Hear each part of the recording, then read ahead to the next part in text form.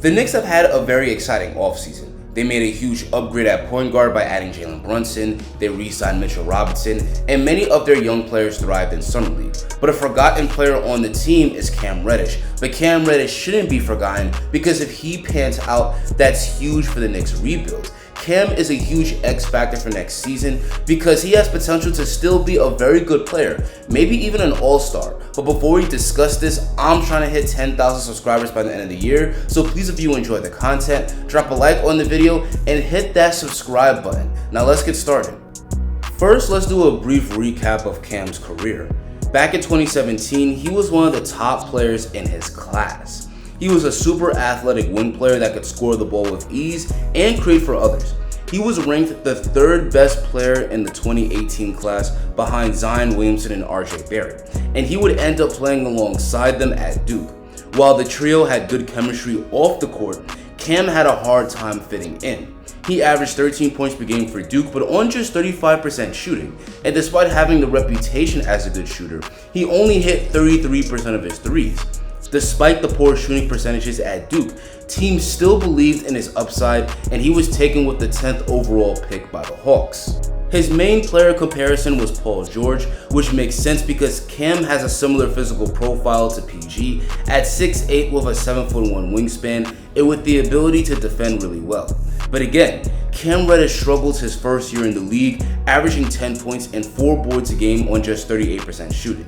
Every once in a while, there were flashes of brilliance, but he was wildly inconsistent. In his second season, Cam started off the year strong, but unfortunately, he suffered an Achilles injury that cost him the rest of the regular season, and he was limited to just 28 games. But he did return in the Eastern Conference Finals against the Bucks and showed some real promise in that series, averaging 13 points per game on 53% shooting from the field and 64% from three. He was scoring the ball well, draining three-pointers, and playing lockdown defense, and it looks like the future star that scouts thought he could become. Unfortunately, Cam would mostly go back to his inconsistent ways in his third season, but he was also putting up the best numbers in his career. But Cam's minutes were low because he was playing behind good wing players like Kevin Huerter and DeAndre Hunter, so he wanted out of Atlanta. The Knicks saw Cam Reddish being available as a low-risk, high-reward move and traded a first-round pick and Kevin Knox to get him. Now, even though Cam up to this point hadn't really lived up to the hype and only showed flashes of brilliance, many in the NBA still believed in his potential.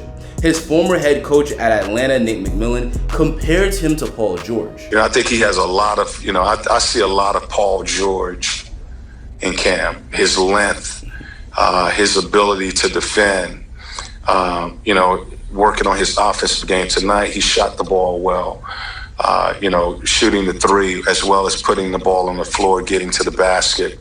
And Cam Reddish clearly still believes in himself, telling the media he can be a legit star shortly after the trade. Unfortunately, Cam found himself getting even less minutes in New York due to all the wing players ahead of him. And head coach Tom Thibodeau reportedly never wanted Cam, so that didn't bode well for him. Cam looks like he was on his way to catching a rhythm, dropping 17 points on the Hawks, but right after that game, it was announced he would miss the rest of the season with a shoulder injury. So now Cam finds himself in a tough spot. He's going into a contract year, but he still has no defined role on the team. The Knicks did trade Alec Burks, which opens up a rotation spot, but there's still some good wing players ahead of him and guys like RJ Barrett, Quentin Grimes, and Evan Fournier. But Cam Reddish still has a high ceiling, he just needs to learn to be consistent. He's got a good handle for a wing player and likes to drive, and we saw in his limited time with the Knicks that he can get to the basket.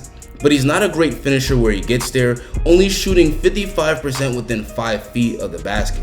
He needs to be a much better finisher and needs to be more efficient as he only shoots 39% from the field for his career. He's also got potential to be a lights out shooter. In his 34 games with the Hawks, he did shoot 38% from downtown, and he is a career 84% free throw shooter. So those numbers would suggest he could be a lights out shooter. The good news is that Cam is very confident and he's an aggressive player. He looks for his shot on offense. He just needs to be more consistent and efficient. And on defense, there's no reason Cam shouldn't turn into a great defender at 6'8" with a 7'1" wingspan and good athleticism. Cam has the perfect body type to be a lockdown wing defender that can guard multiple positions. But unfortunately, I don't think Cam will be in the starting lineup. We already know that Brunson, RJ Randall, and Mitch are starting, and I think that fifth starting spot either goes to Fournier or Quentin Grimes.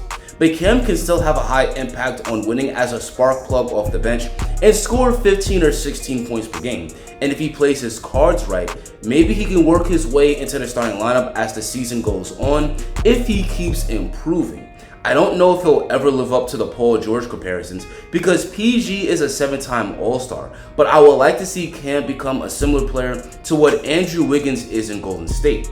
A 17 points per game scorer, an elite defender, and a knockdown shooter. Not a superstar by any means, but a player that has a huge impact on winning. If Cam can break out like this for the Knicks next season, then that's huge for their rebuild. But anyway guys, that's going to be the end of the video. What's your take on Cam Reddish? Can he still pan out for the Knicks, or will he get buried on the bench next season? Tell me what you think in the comments. If you enjoyed this video, drop a like on it and hit that subscribe button. And click this video to see my 5 major takeaways from the Knicks Summer League.